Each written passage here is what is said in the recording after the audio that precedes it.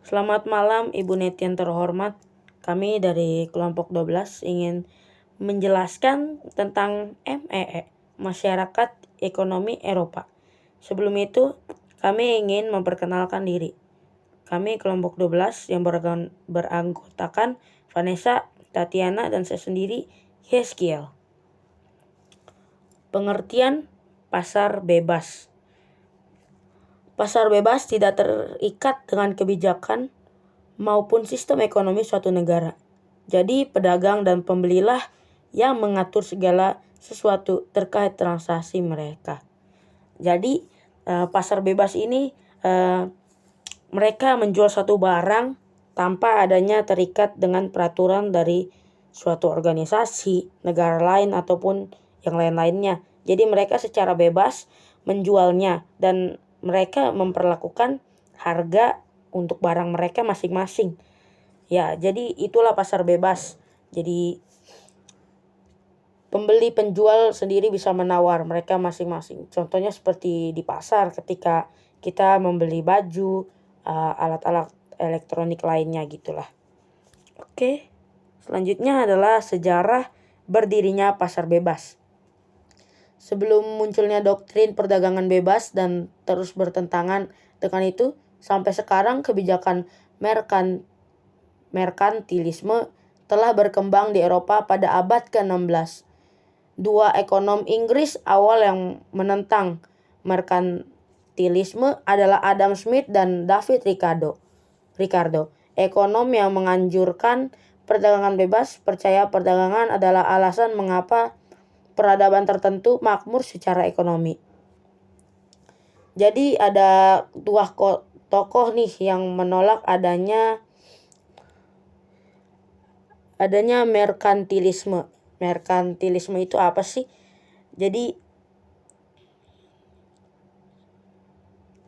merkantilisme itu sendiri adalah praktik dan teori ekonomi yang dominan di Eropa abad 16 ke abad ke-18 yang dipromosikan lewat peraturan ekonomi pemerintah suatu negara untuk tujuan menambah kekuasaan negara dengan mengorbankan kekuatan nasional saingannya. Jadi waktu itu merkantilisme seperti ingin menguasai pasar begitu, supaya ekonomi mereka bertambah dan kekuasaan negara juga jadi lebih luas. Berikutnya akan dilanjutkan oleh teman saya. Tujuan pasar bebas. Adapun tujuan diselenggarakannya pasar bebas adalah sebagai berikut.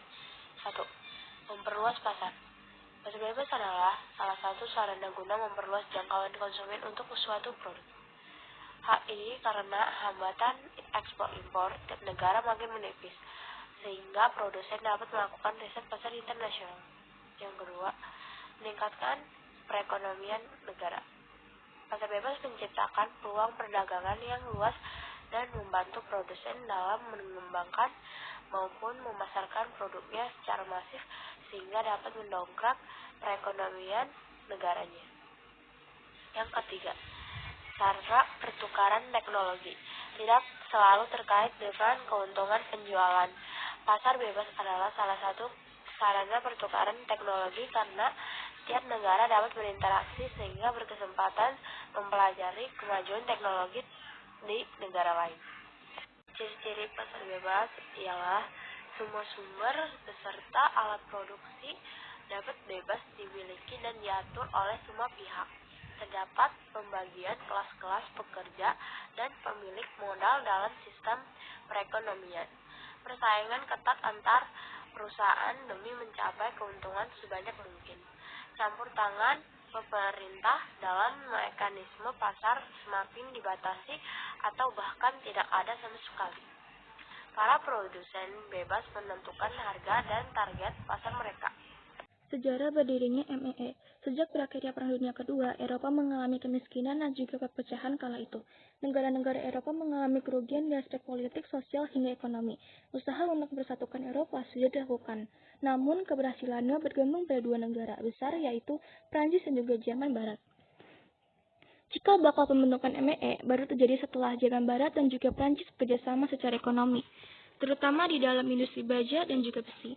Melihat kerjasama yang terjalin oleh Jerman Barat dan juga Prancis, akhirnya ada beberapa negara di Eropa seperti Belanda, Belgia, Italia, dan juga Luxembourg yang tertarik untuk melakukan kerjasama juga dengan negara lainnya.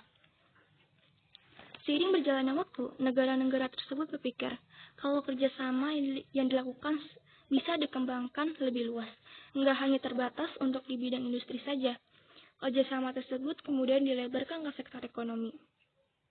Kemudian Paul Henri Spaak, yang merupakan tokoh politikus, diplomat, dan negarawan sosialis Belgia memprakarsai ide kerjasama tersebut hingga akhirnya terbentuklah MEE melalui Perjanjian Roma. Tujuan awal MEE.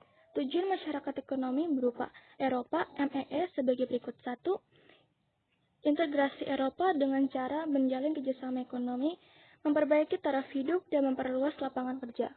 2. Memajukan perdagangan dan menjamin adanya persaingan bebas serta keseimbangan perdagangan antar negara anggota. 3. Menghapuskan semua rintangan yang menghambat lajunya perdagangan internasional. 4. Meluaskan hubungan dengan negara-negara. Anggota MEE.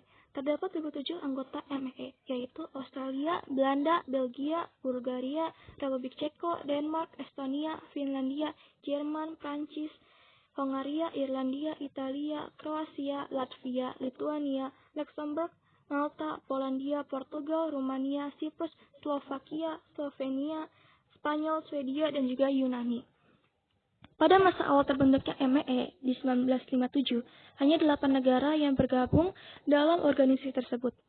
Negara tersebut ialah Denmark, Inggris, Prancis, Italia, Spanyol, Belanda, Jerman, dan juga Portugal. Ketika MEE bertransformasi menjadi Uni Eropa, semakin banyak negara yang bergabung dengan organisasi ini. Total anggota Uni Eropa saat ini mencapai 27 negara. Sekian dari kami, terima kasih.